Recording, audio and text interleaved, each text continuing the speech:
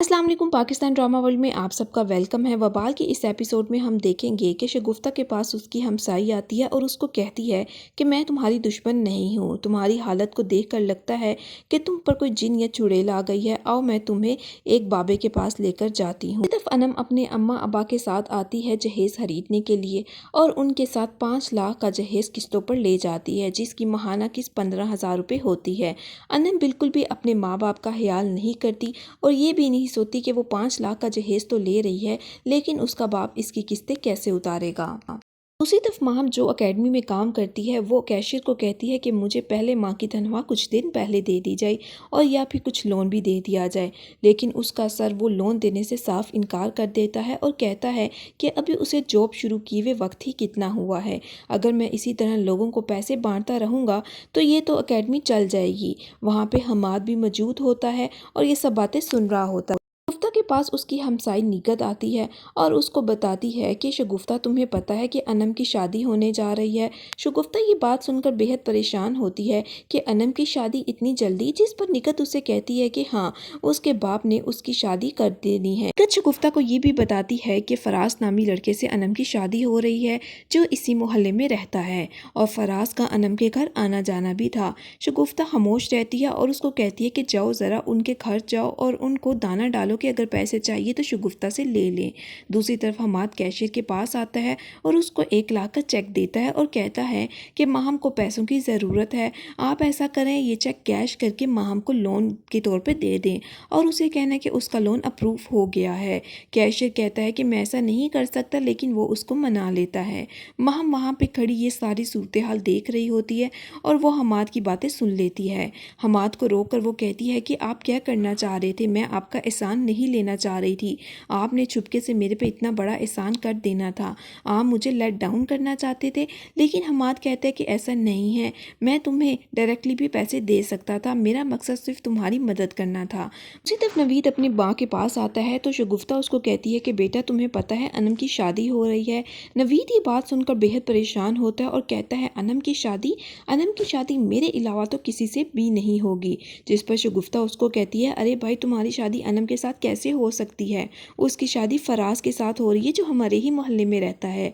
वो फराज को रास्ते में रोकता है और उसको कहता है कि तुम्हारी हिम्मत कैसे हुई मेरी अनम से शादी करने की, अनम की शादी होगी तो सिर्फ और सिर्फ मेरे से। जिस पर फराज नवीद को थप्पड़ भी मारता है और उसको मारता पीटता भी है और कहता है कि अगर तुम्हें इस रिश्ते से इतना ही मसला है तो जाके अनम के माँ बाप से बात करो, अगर वो तुम्हारी शादी अनम से करने के लिए तैयार है तो मैं तुम्हारे रास्ते से हट जाऊंगा। नवीद खामोश हो जाता है। इस तरफ शगुफ्ता एक साईं बाबा के पास आती है और उसको कहती है कि इस तरह एक बदरू मेरे सपनों में आती है और मुझे मारने की कोशिश करती है। वो उसे तफसील पूछता है कि बदरू अपने ही हुलिये में आती है या किसी और का हुलिये में, जिस पर शगुफ्ता उसको बताती है कि वो जैसी दिखती थी उसी तरह मेरे सपने में आती है। वो पूछता है कि क्या आप उसको जानती हो, जिस पर शगुफ्ता कहती है कि हाँ मैं उसको बहुत अच्छी तरह जानती हूँ। जिस पर उसका बाबा उसे कहता है कि 1.5 लाख रुपया दे, 3 बकरे जो हैं वो जंच करने पड़ेंगे। ये बात शगुफ्ता सुनकर समझ जाती है कि ये 2 नंबर बाबा है। इसी तरफ फराज की माँ बाजार आती है अनम की शादी के लिए कपड़े खरीदने। उसी दौरान अनम की कॉल आ जाती है फराज को और फराज को कहती है कि फराज तुम क्या कर रही हो, जिस पर फराज उसको बताता है कि आज हम बाजार आए हैं तुम्हारे लिए कपड़े खरीदने। अनम फराज को कहती है कि तुम्हारी मामा अपनी पसंद के खरीद रही हैं तो मैं तुम्हें बता दूं कि वो पहले दौर की हैं और मैं अब के दौर की, हमारी पसंद बहुत मुख्तलिफ होगी। फराज उसकी इशारा समझ आता है तो उसका फ़ोन बंद होने के बाद वो अपनी अम्मा को कहता है कि अम्मा हम कपड़े रहने देते हैं, फिर कभी खरीद लेंगे। अम्मा ये बात सुनकर चुप हो जाती है और उनका चेहरा भी उतर जाता है। वो फराज को कहती हैं कि फराज मैं समझ गई हूँ कि तुम मुझे क्यों मना कर रहे हो, इन बातों के पीछे कौन है, मैं तो तुम्हारी खुशी के लिए आई थी और मेरा चाव था कि मैं अपनी बहू के कपड़े अपने हाथ से खरीदूँ, लेकिन अगर तुम नहीं खरीदना चाहते तो ठीक है, मुझे कोई मसला नहीं है, हम घर वापस चले जाते हैं। फराज से लड़कर घर वापस आता है तो अपनी माँ शगुफ्ता को कहता है कि मैंने नवीद के साथ बहुत हाथापाई की और उसको कहा कि तुम्हारी शादी अनम के साथ नहीं हो सकती। शगुफ्ता ये बात सुनकर उसे कहती है ओ बेवकूफ़, तुम्हारी शादी अनम के साथ कभी भी नहीं होगी, वो फराज बीच में बिल्कुल भी नहीं आया, बल्कि शाकिर ने तो हमारे साथ सारे रिश्ते पहले ही ख़त्म कर दिए हैं। दूसरी तरफ फराज अपनी माँ के पास आता है और कहता है कि माँ आज मैं तुम्हारे लिए खाने के लिए कुछ लाया हूँ, आओ हम दोनों मिलकर खाते हैं। जिस पर फराज की माँ उसे कहती है कि नहीं बेटा, मेरा दिल دل نہیں۔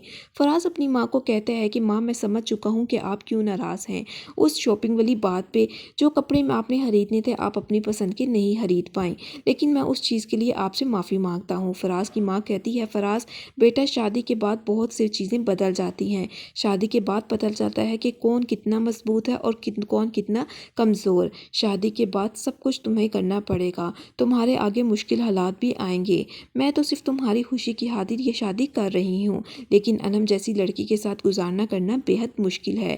انم کسی بھی چیز سے خوش نہیں ہوتی، میں نہیں جانتی وہ تمہیں کس طرح خوش رکھ پائے گی اور کب تک خوش رکھ پائے گی۔ جاب سے آ کر کھانا کھانے کے لیے بیٹھتی ہے تو بریانی دیکھ کر کہتی ہے کہ آج کس نے کھانا بنایا؟ انم کہتی ہے کہ میں نے بریانی بنائی، آج میں بہت خوش ہوں، جس پر اس کی دادی بھی کہتی ہے کہ آج انم نے بریانی کیسے بنا لی؟ جس پر ماہم کہتی ہے کہ آج انم ابھی اماں ابا کے ساتھ جہیز لینے کے لیے گئی تھیں اور 5 لاکھ کا جہیز قسطوں پہ اٹھا لیا۔ دادی انم کو کہتی ہے کہ انم تمہیں اپنا ذرا بھی ماں باپ کا احساس نہیں ہے، 5 لاکھ کا جہیز، جبکہ فراز کی ماں نے کہا تھا کہ کوئی بھی جہیز کی ضرورت نہیں ہے، پھر تم 5 لاکھ کا جہیز کیوں لے آئی؟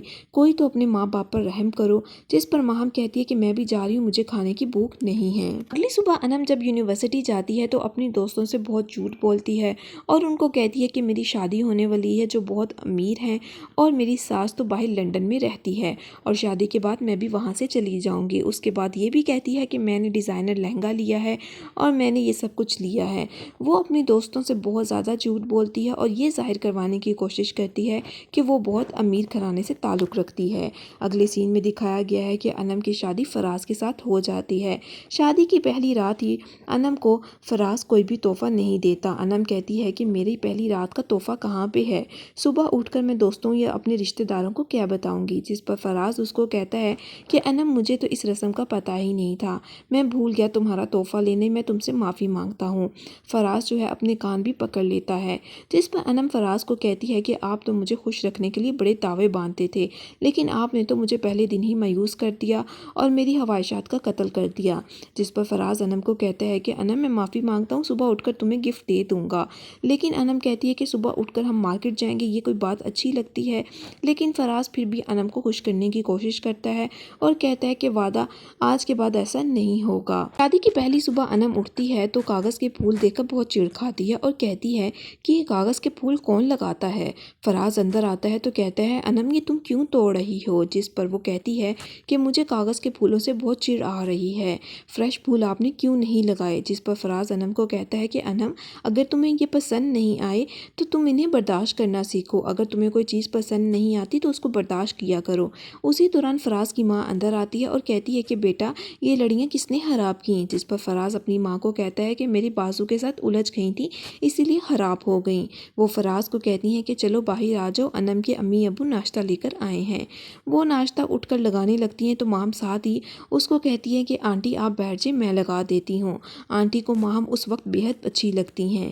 وہ ناشتہ کرنے لگتے ہیں تو ماہم اس سے پوچھتی ہیں کہ دولہے بھائی آپ کو ہماری انم کیسی لگی؟ جس پر فراز کہتا ہے کہ بہت خوبصورت۔ اس کے بعد انم کہتی ہے کہ تم یہ بھی تو پوچھو کہ مجھے پہلی رات کون سا تحفہ ملا؟ انم یہ پوچھ لیتی ہے اور بعد میں انم فراز کی بےعزتی کرنے لگ جاتی ہے اور فراز کو کہتی ہے کہ اگر آپ کو یہ رسم نہیں پتہ تھا تو کیا اس گھر میں ایسا کوئی نہیں تھا جو آپ کو اس رسم کے بارے میں بتا سکے؟ آپ نے تو پہلی رات ہی میرے ارمانوں کا خون کر دیا۔ فراز کی ماں خاموشی سے یہ باتیں سن رہی ہوتی ہیں اور فراز کو کہتی ہیں کہ فراز بیٹا انم کو بازار لے جاؤ اور اس کو شاپنگ کروا دو۔ جس پر انم کہتی ہے کیا فائدہ اب صبح صبح اٹھ کر شاپنگ کروانے کا، یہ تو پہلی رات کا تحفہ ہوتا ہے جو پہلی رات ہی اچھا لگتا ہے۔ انم کی ماں کہتی ہے کہ بیٹا ایسی کون سی بات ہے، ہمارے دور میں تو یہ رواج ہی نہیں تھا۔ جس پر انم کہتی ہے کہ آپ کے دور میں نہیں تھا لیکن میرے دور میں ہے۔ دوسری طرف نوید شگفتہ کے پاس آتا ہے اور شگفتہ اس کو کہتی ہے کہ کب تم انم کی شادی کا سوگ مناؤ گے؟ اٹھو اور باہر جا کر قسط لے کر آؤ، تمہاری شادی انم کے ساتھ پہلے بھی نہیں ہونی تھی اگر فراز بیچ میں نہ آتا، کیونکہ شاکر نے ہمارے ساتھ سارے رشتے توڑ دیے ہیں۔ تمہیں میں انم سے بہتر لڑکی کے ساتھ شادی کرواؤں گی، ابھی فی الحال تم جاؤ اور باہر جا کر قسط لے کر آؤ۔